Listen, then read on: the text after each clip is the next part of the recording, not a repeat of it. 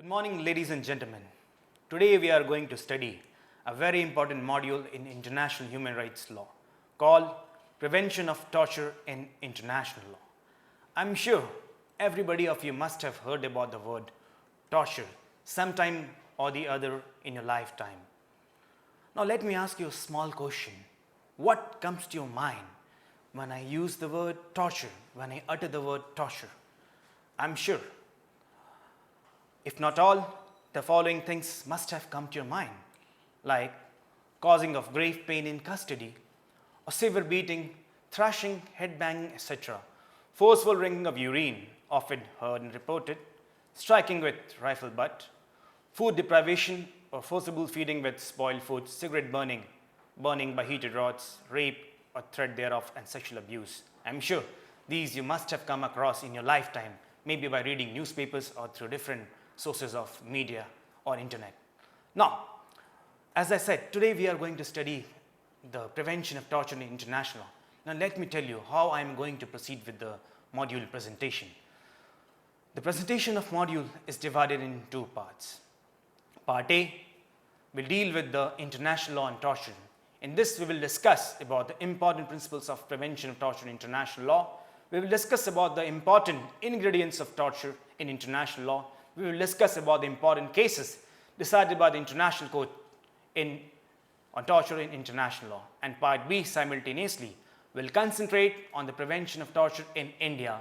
We will try to see what provisions we have in India which deals to check the prevention of torture. We will also try to concentrate on the lapsed Torture Bill 2010 and obviously the revised bill which is presently pending consideration under the Home Ministry.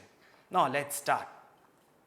Well, as I said, what comes to your mind when I use the word torture and what exactly is torture? I'm sure everybody will agree that torture is a violation of basic human rights which affects the human dignity, it affects human personality, it affects your individuality, it affects your self-respect. And this is one of the most gruesome and most biggest atrocity which can be committed against any human being.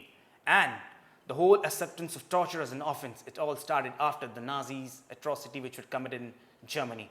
The international world thought that they should have a convention in place which can check such atrocities being committed against the individuals, and the perpetrators of the crime can be punished. And therefore, our Convention on Prevention of Torture in International Law was adopted. Now let me tell you, the prohibition of torture in international law has been universally prohibited. And this is further evident from Article 5 of UDHR, that is Universal Declaration of Human Rights, which says, no one shall be subject to torture or cruel, inhuman or degrading treatment or punishment. Similar prohibitions are contained in other international human rights instruments like Article 7 of ICCPR, that is International Covenant on Civil and Political Rights, Article 3 of European Convention for the Protection of Human Rights and Fundamental Freedom. Similarly, Article 5 of African Charter on Human and People Rights and Article 5 of the American Convention on Human Rights, and of course, last but not the least, Article 19 of the 1949 Geneva Conventions. They all contain a similar prohibition which states that torture in no circumstances be committed against human being. Now, having discussed all this, we really have come to a position where we need to understand what exactly is the definition of torture and how it has been defined under the Torture Convention.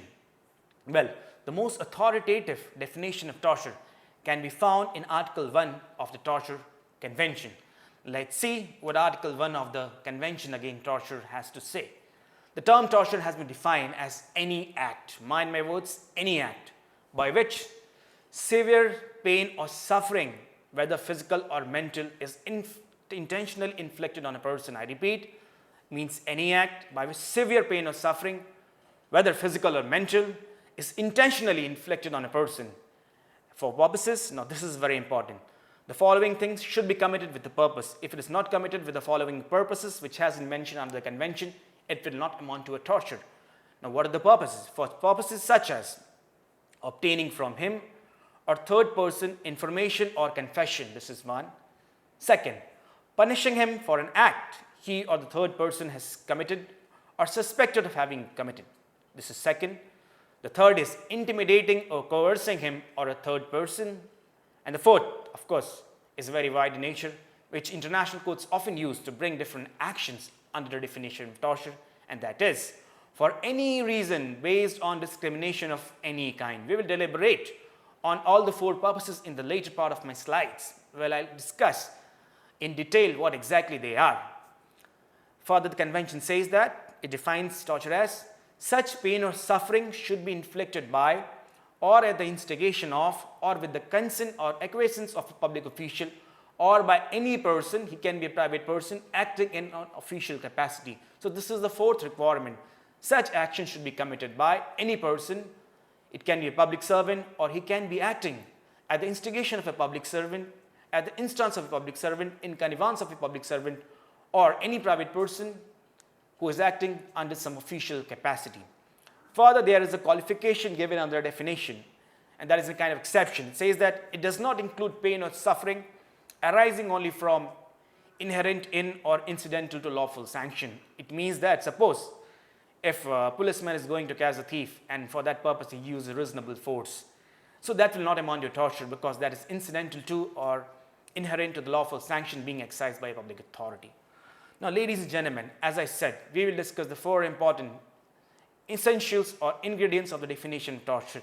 So the essentials are: the first is intentional infliction, second is causing of severe pain and suffering, the third is for one of the enumerated purposes, and fourth is state action on or on its behalf, which we just had discussed. Now coming to the first part, the intentional infliction. You read in the definition of torture, which I just discussed, that the action should be committed intentionally. If the action is not committed intentionally, it will not amount to a torture. Now there is something we need to understand. The intention cannot always be expressed. The intention can be implied, and one can also infer intention from the conduct of the state parties. Well, for that I'll give you an example. There is a famous case decided by the European Court of Human Rights. It's called Severity versus France. In this case, what happened was that there was a person, he was taken into police custody. When he was taken into police custody, he was absolutely in good health. But when he was released from the police custody, there were marks of injuries on his body. The international court presumed that he has been subjected to torture. In short, I just want to say that the court in this case inferred the element of intention from the conduct of the parties, and that were evident from the marks of injury which were put on the body of the person who was taken into custody. Similarly, there is another important case decided by the Inter-American Court of Human Rights. It is called Morales versus Guatemala. Again, in this case, the court relied on the circumstantial evidence which were caused on the body of the victim to conclude that the perpetrator had an intent to commit torture. Now, what will those circumstantial evidence? They were beating, tying, visible cuts and burns on the victim's face. The court, after going through this, after looking at the injuries, it relied on circumstantial evidence and said, no, yes, there was an intent on the part of the perpetrator to commit an action, commit torture. So what I want to say is that international courts infer intention from the conduct of the state parties. Now, as you remember, the second most important element of causing torture was that severe pain or suffering should be caused. I repeat, severe pain or suffering should be caused. Now, it is nowhere defined under the convention what exactly is severe pain and suffering, and therefore the international courts have taken the liberty to define, to interpret in a much liberal and a broader manner. Well, the common practice of the international court is, while defining severity of harm or suffering, is the minimal level of severity depends on all circumstances of the case, such as treatment of the victim, its physical or mental effects, and in some cases, the victim's age, sex, and state of health. Well, you need to understand one more important case to understand what exactly is severe pain and suffering, and how the international courts have interpreted and how the international courts have defined severe pain or suffering. Again, this was decided in this case of Severity versus France, which we previously discussed when we were discussing about the intentional element. The court in this case relied on the medically certified traumas in the body which were inflicted by sustained beating occurring over a period of days, such as punches, kicks, and blows with trenchine and basketball. And this constituted torture. According to the court, the injuries were caused by sustained beating by punches, kicks, blows with truncheon and on basketball, and this constituted torture. This is what the court says. Similarly, another important case decided by ICTY, that is International Criminal Tribunal for former Yugoslavia. The name of the case is Prosecutor versus Bird Jenin. In this case, the court gave two tests, that is objective severity and the subjective severity, to understand what is severe pain and suffering. According to the court, the objective severity of harm inflicted is the nature of the harm, the purpose of the harm, and the consistency of the act committed against the victim. So this should be taken into consideration while assessing the severe pain and suffering. And the subjective criteria is, as given by the court, physical or mental condition of the victim has to be taken into consideration. What exactly is the physical and mental condition, under what trauma he or she is going through. The effects of the treatment on the victim's age, sex, state of health, and of course the position of inferiority will be taken into consideration to define the gravity of the harm as per the decision of the international courts. Now, we are coming to the third and the most important element to bring an act under the definition of torture, that is the purpose requirement. You must be remembering, I stated to you long back in my first slide, in the second slide, what are the purposes. Now let me tell you, the Convention Against Torture has given 4 different purposes, but let me tell you again is that all the 4 different purposes which has been mentioned are merely illustrative in nature. They are merely illustrative in nature. It means that different purposes may be interpreted, different purposes may be brought to define an act as torture. Now let's see what the 4 purposes are which has been provided under the Torture Convention. The first is obtaining from the detainee or third person information or confession. This is quite clear. Second is punishing him for an act he or third person is committed or is suspected of having committed. The second purpose. The third purpose is intimidating or coercing a detainee or a third person. And fourth is very interesting for us to understand. For any reason based on discrimination of any kind. This says for any reason based on discrimination of any kind. So international courts have really used the fourth purpose, that is for any reason based on discrimination of any kind, to bring different purposes which are not mentioned under the convention to define an act as an act of torture.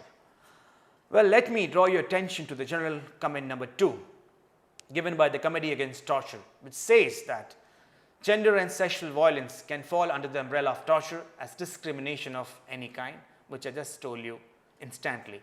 So gender and sexual violence, if committed with the intention to cause some injury, can be brought under the purview of torture. Another important case decided by the ICTY is Prosecutor versus Delalich.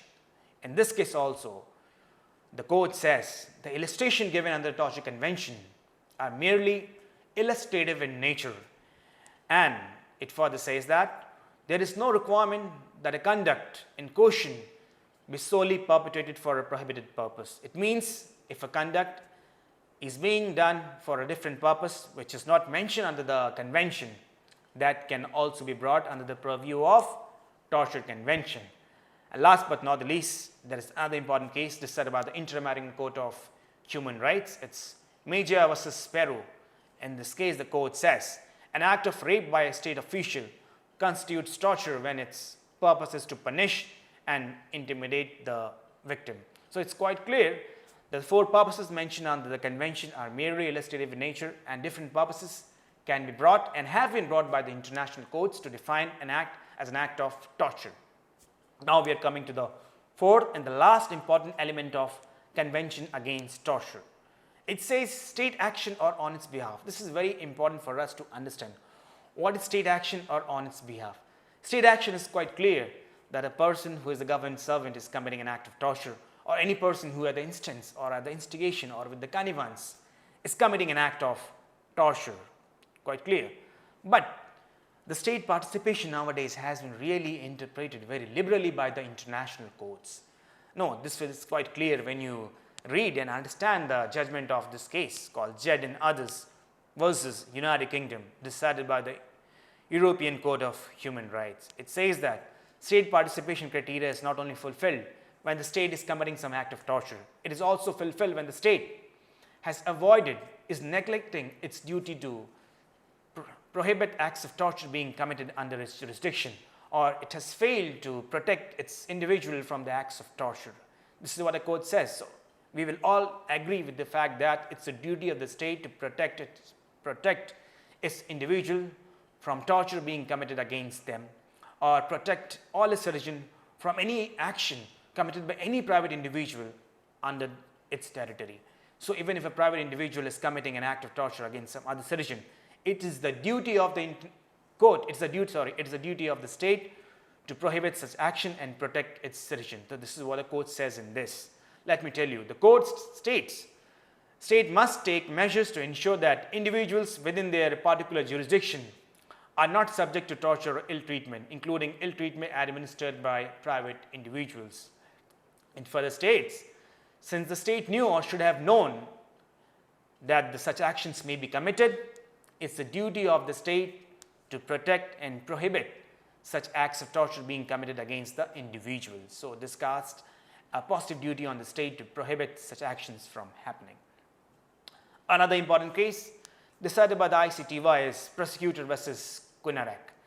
This is a very interesting case, and we all are supposed to know and remember that according to the court in this case, it says that public official requirement is not a requirement under customary international law. It's not at all a requirement under customary international law, and just a requirement under the Torture Convention. So when we say that it's not a requirement under customary international law, this increases the status to the just cogents, which means that state cannot negate its duty of prohibiting such acts of torture being committed under its state territory, and state has the positive duty to protect its citizens against any act of torture committed against them, even by non-state actor. Similarly, the last but not the least, the UN Special Rapporteur on Torture, it also says that the state action requirement was satisfied when public officials were unwilling to provide effective protection from ill treatment, including ill treatment by non-state actors. So this is quite explanatory. Now we are coming to the second part of the presentation, where I will very briefly deal with the important provisions of the Torture Convention. Well, the Torture Convention has taken a lot from the Declaration of Torture, which was adopted by the General Assembly on December 9, 1975. This was the first international condemnation of the practice of torture in the international world. Finally, but that was not binding, so international world thought that they should adopt a convention which is binding in nature, so that states cannot go away from its responsibility to protect its citizens.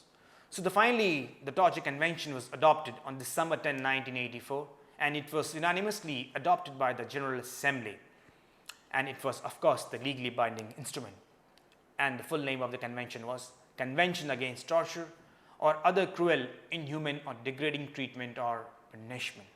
So the whole convention consists of 33 articles, all pointing towards the ultimate aim of prohibiting the acts of torture. Now let's see some of the important provisions. Let's rush through it. Well, Article 2 casts a duty on the states which have ratified the convention that they're supposed to take effective legislative, administrative, judicial or other measures to prevent acts of torture. It further says that state cannot shield its responsibility of protecting its citizen by taking the defense of extreme situation in public emergency. State often take this defense. So the convention has totally negated that. You cannot say, the state cannot say that it was a public emergency or there was state of war or something like that.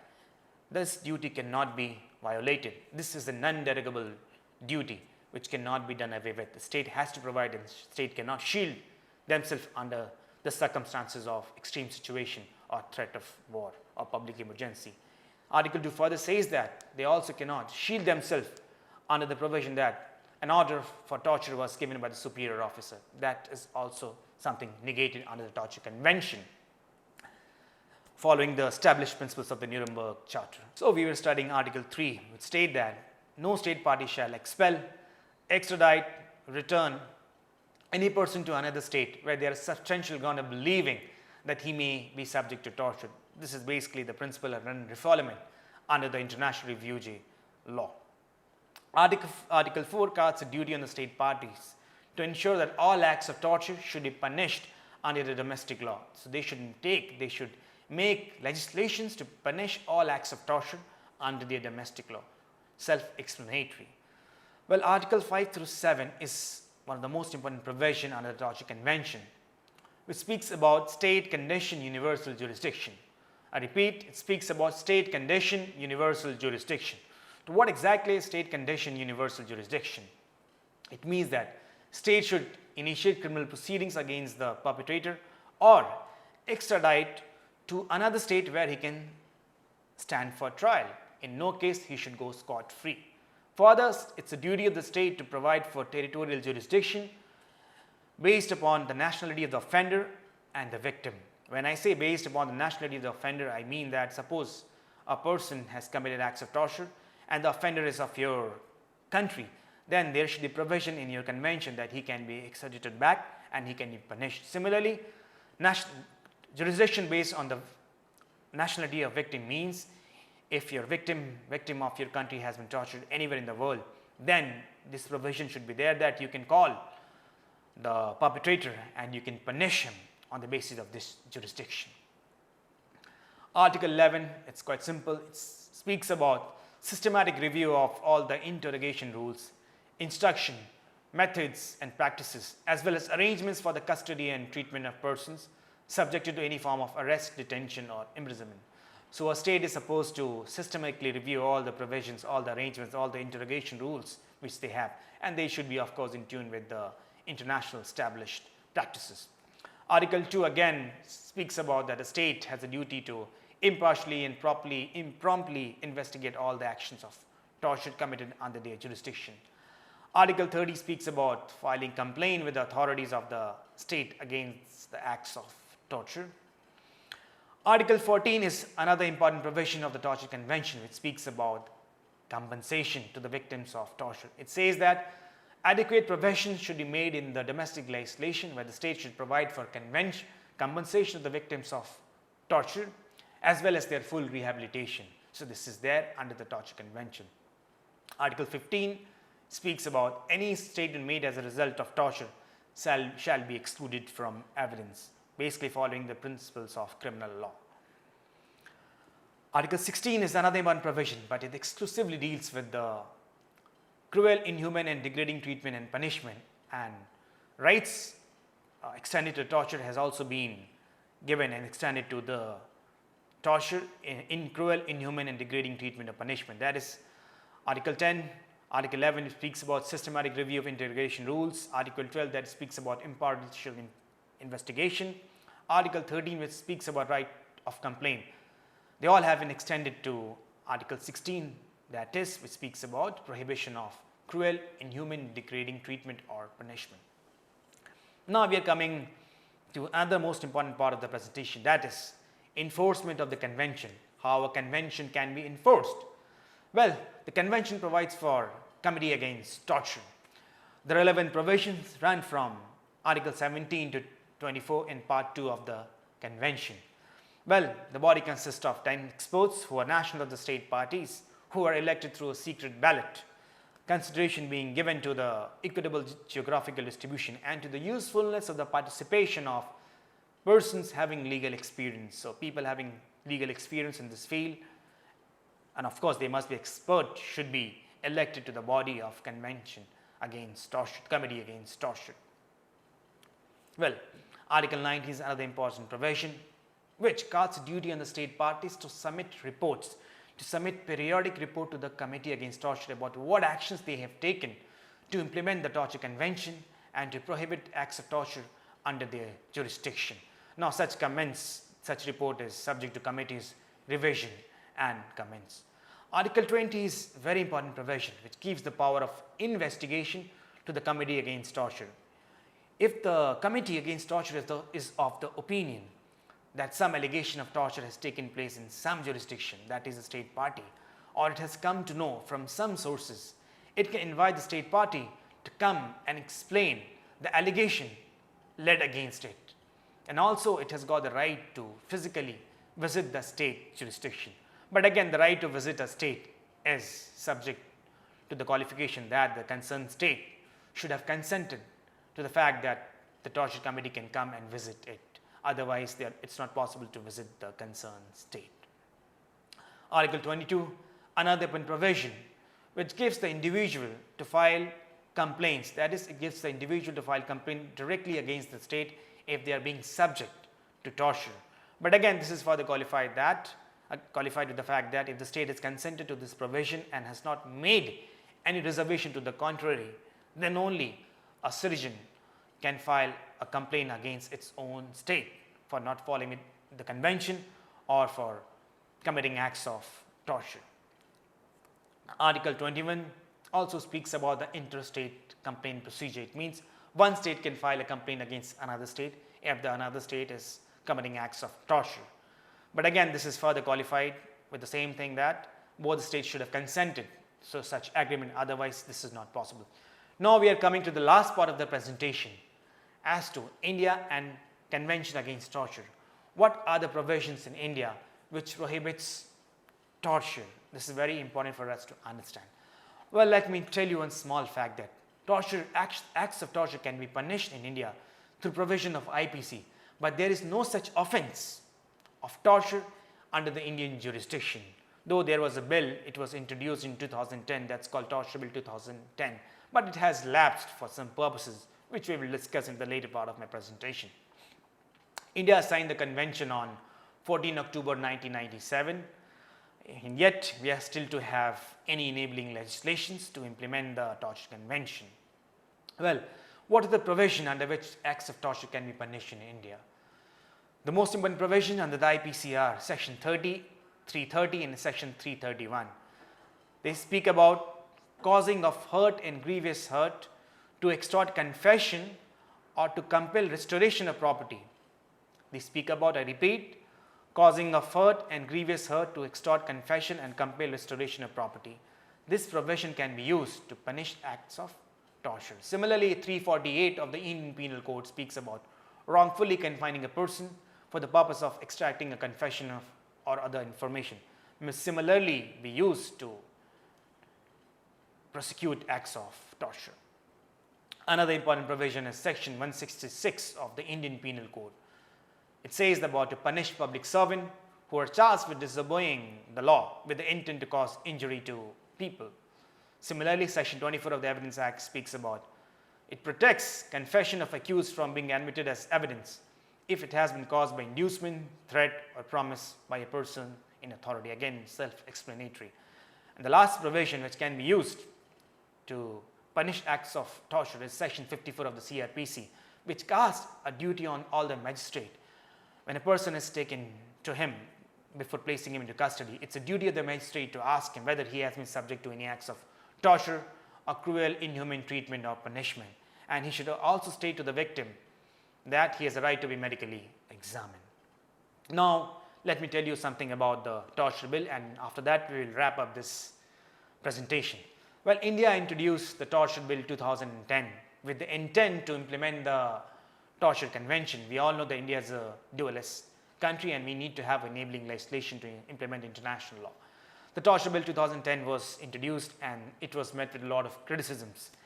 The matter was the bill was passed by the Lok Sabha, but when it was sent to the Rajya Sabha for being passed, a lot of criticisms were raised by the various civil society organizations, international institutions, for not being in compliance with the international law. And the matter was sent to the Select Committee. After that, a revision of the bill was brought. But the revised bill is still pending with the Home Ministry. But when you see the provisions of the original bill and the revised bill, you will find a lot of contrast. And the revised bill, to a large extent, is in compliance with the international law. Let's see some of the important provisions of the original bill as compared with the revised bill. Well, first, definition of torture. Well, in the original bill, that is 2010, which was passed by the Lok Sabha, it defined torture as causing of grievous hurt to any person or danger to life, limb or health, whether mental or physical, by a public servant or with the connivance of a public servant or at the instigation of a public servant for the purpose of obtaining information and confession. So the definition is quite limited in nature. I'm sure if you are remembering the international part which I had said, the purposes were quite elaborate. In this, there is just one purpose, that is for the purpose of obtaining information and confession and causing of grievous hurt to any person or danger to life, limb or health. That's it. But the revised bill has quite extended definition. It says, it defines torture as causing of grievous hurt to any person, danger to life, limb or health of any person, or severe mental agony, trauma or suffering caused by cruel, inhumane or degrading treatment by a public servant or with the connivance or at the instigation of public servant. So you see the definition of torture is quite wide in the revised bill. Now coming to the purposes, as I said long back that torture should be committed with a certain purpose, as that was explained in the international part. Similarly, that purpose has also been retained in the original bill 2010 and the revised bill. As I had said, the torture bill 2010, the purpose was quite limited, but the revised bill, in the revised bill, the torture has been quite elaborated, and to a large extent it is in compliance with the international law. Let's see what purposes have been mentioned in the torture bill 2010. It says that an act will be considered as an act of torture if it is caused for the purpose of extorting from him or any person interested in him any confession or any information which may lead to the detection of any offense or misconduct, and on the ground of his religion, race, place of birth, residence, language, caste or community or any other ground whatsoever. So they are just two purposes. First, it should be committed for extorting from him or any person confession or information which may lead to the detection of an offense or some misconduct, and it should be committed on some discriminatory basis, that is religion, race, place of birth, language, caste, etc. But when you see the definition of purpose, what are the purposes under the revised bill? It is in compliance with international law to a large extent. Well, let me tell you what are the purposes. First of all, it should be committed intentionally. Again, that's quite clear and quite compliant with the international law. It should be committed for the purpose of obtaining information or confession from any person, number one, which was there in the international law. To punish any person for any act committed or suspected to having committed, again, to and in compliance with international law, as we read in the Article 1 of the Torture Convention. Third is intimidating or coercing such person which may lead to detection of an offense, again in compliance with international law, or misconduct or discrimination on the ground of religion, race, sex, place of residence, birth, language, caste, sect, color or community, or commits any act for any other purpose. The last is commits any other act for any other purpose. See, it's quite elaborate again, just like the fourth criteria in international law. So to a large extent, the purposes are quite in harmony with the international law. Now, in the original bill 2010, there was no provision on burden of proof in case of torture committed in case of police custody. Suppose if a person has been taken into police custody and marks of injuries are there, so there was no provision for this in the original bill, but in the 2010 bill, in the revised bill, which is still pending consideration of the Home Ministry, there is a provision that if a person has been taken into custody and there are marks of injury, it's a duty of the police. It's a burden of proof is on the police to prove that the acts were not committed intentionally. Now, coming to another important provision in the original bill 2010 and the revised bill. The revised bill has given illustration as to what all acts can constitute torture. There was no such provision in the torture bill 2010, but the revised bill has stated something what all can be a torture under the revised bill. Well, to give you examples and to draw your attention: systematic beating, head banging, punching, kicking, striking with truncheon or rifle butt or similar other objects, or jumping on the stomach. If such things are being done, it will be an act of torture as mentioned in the revised torture bill. Similarly, food deprivation or forcible feeding with spoiled food, animal or human excreta or other stuff or substances not normally eaten. Electric shock, cigarette burning, burning by heated rods, hot oil or acid, or by rubbing of pepper or other chemical substances including spices or acids on mucous membranes or on the wounds. The next is submersion of head in water or water polluted with urine, vomit or blood. Rape or threat thereof, and sexual abuse of any kind, including sodomy, insertion of foreign objects into the sexual organ or rectum, or electric shock to the genitals. Mutilation or amputation of any part of the body such as genitalia, ear or tongue. The use of plastic bag or other materials placed over the head or to the point of asphyxiation. The use of psychotic drugs to change the perception, memory, alertness or will of a person. maltreating members of the family or person and inflicting shame upon the victim or anyone by acts such as stripping of the person naked, parading him in a public place, shaving the victim head, or putting marks on his body against the will. So you see, the revised torture bill has quite given a large number of illustration as to what can constitute torture. And whatever we have just now read from the revised bill, such things do happen in the everyday use, and everyone will appreciate and admit that such things are committed, and we all read such things happening in the newspapers. The best part is that they have also extended the protection to the family members. It says, I repeat again, maltreating members of the family or any other person or inflicting shame upon the victim or any one of them as stripping the person naked, parading him in a public place, shaving the victim head or putting marks on his body against his will, or any other analogous acts of mental or psychological torture. Last is torture of children in any form. Now, torture of children in any form is something prohibited totally under the new revised torture bill. Well, another important thing is defense of justification times of war or emergency. Well, there was no provision in the torture bill 2010, but again the revised bill 2010 has a provision for defense of justification times of war or emergency. Such defense cannot be taken by the government. Now, minimum sentence for act of torture. The original bill has prescribed for a minimum sentence of 10 years. But this is only there if the action is proved, if the commission is proved, then only person can be guilty. Attempt is not punishable under the original bill. In the revised bill, minimum sentence of 3 years has been provided and the maximum sentence of 10 years has been provided. And not only the commission but even the attempt has been punished. Witness protection, no provision in the original bill 2010, but in the revised bill there is a provision of witness protection, that the state should take all measures to protect the victim and witnesses from all kinds of ill treatment, violence, threat or any other harm or mental trauma. Coming to the next part, limitation for filing a complaint. Under the original bill, a complaint can only be filed within 6 months, but the time period has been extended in the revised bill. It can be filed within 2 years. So this is another positive development which has happened in the revised bill.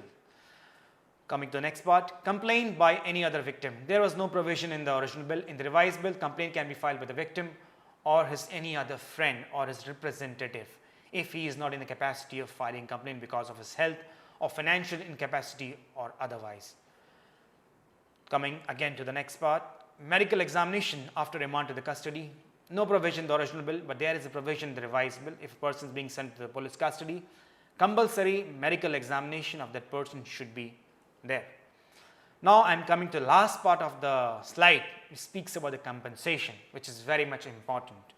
Well, in the original bill 2010, there was no provision for compensation and it was not in compliance with the international law. But in the revised bill, which is presently pending consideration under the Home Ministry, it has provided for compensation to the victims of torture, and it has also provided for what all consideration has to be taken to provide compensation to the victims of torture.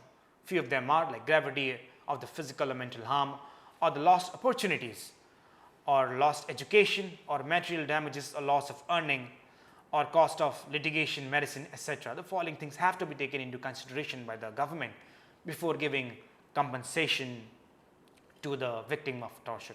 So ladies and gentlemen, I am sure after listening to my presentation, you would be in a position to appreciate the meaning of torture as provided in international law, the basic elements of torture as given under the Torture Convention, the important decisions of the international courts, and how they have liberally interpreted the various elements of international law, and of course the Torture Bill 2010 and the revised bill, which to a large extent is following the provisions of the international law. With this, I would like to thank everybody for your patience and cooperation. I thank you once again. Thank you very much.